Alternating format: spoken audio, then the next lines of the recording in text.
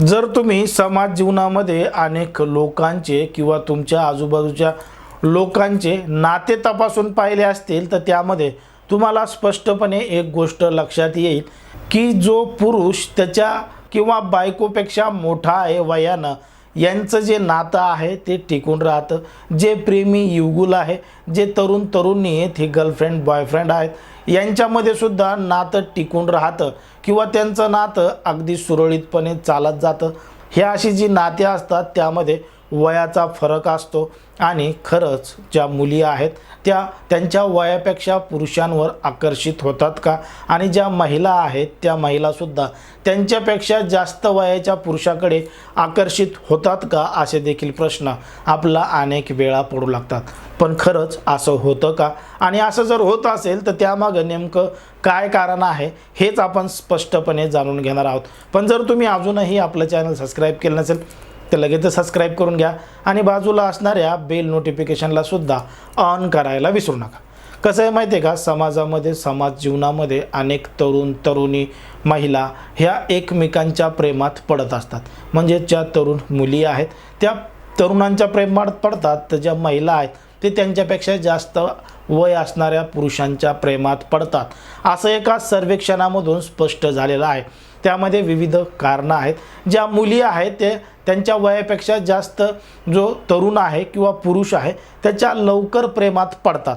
याचं महत्त्वाचं कारण म्हणजे ज्या मुली आहेत त्यांना वाटतं की आपण ज्या व्यक्तीबरोबर राहतो त्या व्यक्तीनं आपल्याला जास्तीत जास्त वेळ दिला पाहिजे, त्यानं आपल्या सगळ्या काही सुखसुविधा पुरवल्या पाहिजेत आणि त्यांनी आपल्याला आनंदी ठेवलं पाहिजे. मग ज्या मुली आहेत त्यांच्यापेक्षा वयानं जो समोरचा व्यक्ती मोठा असतो त्याचा एकतर तो सेटल झालेला असतो, त्याच्याकडे पैसा भरपूर असतो आणि त्याच्यामध्ये समजून घेण्याची मोठी क्षमता असते. एका प्रकारे तो समजदार असतो. तर दुसरीकडे जर आपण पाहिलं तर जे समजदार लोक नसतात किंवा ज्यांचं वय समसमान असतं किंवा 1-2 वर्षाचा फरक असतो, या दोघांमध्ये सतत भांडणं होताना आपल्याला समाज जीवनामध्ये दिसतात. याचं महत्त्वाचं कारण म्हणजे दोघंही एकाच वयाचे असतात आणि दोघंही एकमेकांचा मान सन्मान ठेवताना दिसत नाहीत. कारण की त्याच्यापेक्षा ती लहान नसते आणि तिच्यापेक्षा तो काही जास्त मोठा नसतो. असं एकमेकांना समजून एकमेकांप्रती त्यांना आदर आपुलकी किंवा एक प्रेमाची जी भावना आहे ती सुद्धा नसते. आणि जर कमी वयातच या सगळ्या गोष्टीला सुरुवात झाली तर मग जबाबदारी काय असते ती कशा पद्धतीनं पार पाडली पाहिजे, सुखी संसारासाठी किती गोष्टी लागतात आणि ते काही शिक्षण पैसा या सगळ्या गोष्टी त्यांच्याकडे नसतात. म्हणून त्यांचा जो सुखी संसार असतो तो काही दीर्घकाळ टिकत नाही. म्हणून त्यांच्यामध्ये सतत भांडणं होताना आपल्याला अनेक ठिकाणी असं आढळून येतं. पण जर आपण पाहिलं तर या गोष्टीमध्ये ज्या महिला आहेत त्यासुद्धा त्यांच्यापेक्षा जास्त वयस्कर जे पुरुष आहेत 10 वर्षांनी 5 वर्षांनी जे काही अंतर आहे वयाचं, या पुरुषांकडे जास्त आकर्षित होताना दिसतात. त्याच्यामध्ये सुद्धा असंच कारण स्पष्ट होतं की सगळ्यात पहिले जबाबदारी काय असते, घर कशा पद्धतीनं चाललं पाहिजे आणि समजून कशा पद्धतीनं घेतलं पाहिजे हे त्यांच्यापेक्षा जास्त वयस्कर असणाऱ्या पुरुषांमध्ये जास्त प्रमाण असतं समजून घेण्याचं. आता प्रत्येकाच्याच बाबतीत असं असू शकतं का, असा देखील प्रश्न आपल्या ठिकाणी पडू लागतो. कसं आहे माहिती आहे का, आता जीवनामध्ये किंवा निसर्गामध्ये 5ही बोटं ही सारखी नसतात. यापैकी काही काही व्यक्ती हे जरी वयानं मोठे असले तरीसुद्धा ते समजदार असतील किंवा पैशावाले असतील किंवा त्यांच्यामध्ये प्रेमळ भावना असेल किंवा ते समजून घेतील असं नाही.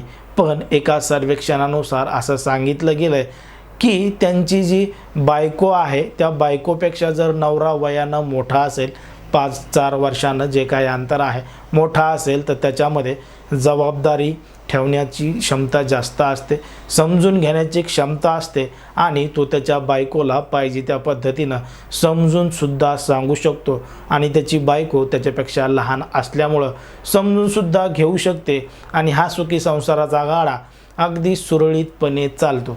पण दुसरीकडं त्याच पद्धतीनं ज्या मुली आहेत त्यासुद्धा त्यांच्यापेक्षा मोठ्या तरुणांकडं आकर्षित होता याचं प्रमाणसुद्धा मोठ्या प्रमाणात वाढलेलं आपल्याला दिसतं. कारण की त्यांच्यापेक्षा जे मोठाले तरुण आहेत ते तरुण अगोदरच पैसे कमवत असतात आणि पैसे कमवत असताना ते पैसे ते त्यांच्यावर अगदी सहजपणे खर्च करू शकतात, विविध ठिकाणी त्यांना घेऊन फिरू शकतात, पाहिजे त्या गोष्टी देऊ शकतात. मग यातूनच त्यांचं प्रेमाचं नातंसुद्धा वाढत जातं आणि हे सुद्धा टिकून राहतं. पण त्यांच्याच बरोबरीचा जर त्यांनी एखादा तरुण पाहिला तर तो काही कमवत नाही आणि हा काही कमवत नाही. मग ज्या मुली आहेत त्यांना ज्या गोष्टी पाहिजेत, जे त्यांना खायचं आहे, प्यायचं आहे, फिरायचं आहे, हे सगळे शौक पूर्ण करण्यामध्ये एक तर त्या मुलाला घरून पैसे घ्यावे लागतात किंवा तो वेल सेटल नसतो. ह्या अशा अनेक अडचणी आपल्याला समाज जीवनामध्ये दिसून येतात. मग यामधून एक गोष्ट आपल्याला स्पष्टपणे जाणवते की खरंच मुली ह्या त्यांच्यापेक्षा जास्त वय असणाऱ्या पुरुषाकडे, तरुणांकडे आकर्षित होतात, असं या सर्वेक्षणातून स्पष्ट होतं. पण हे सगळं खरं आहे का? आपल्याही आजूबाजूला, आपल्याही परिसरामध्ये किंवा आपल्या पाहण्यामध्ये असे काही लोक आहेत का? त्यांच्यासोबत सुद्धा असंच घडतंय का? जर घडत असेल तर अगदी स्पष्टपणे कमेंटमध्ये सांगा. आणि अशाच पद्धतीचे नवनवीन व्हिडिओ पाहण्यासाठी आपल्या चॅनलला लगेच सबस्क्राईब करून घ्या. धन्यवाद.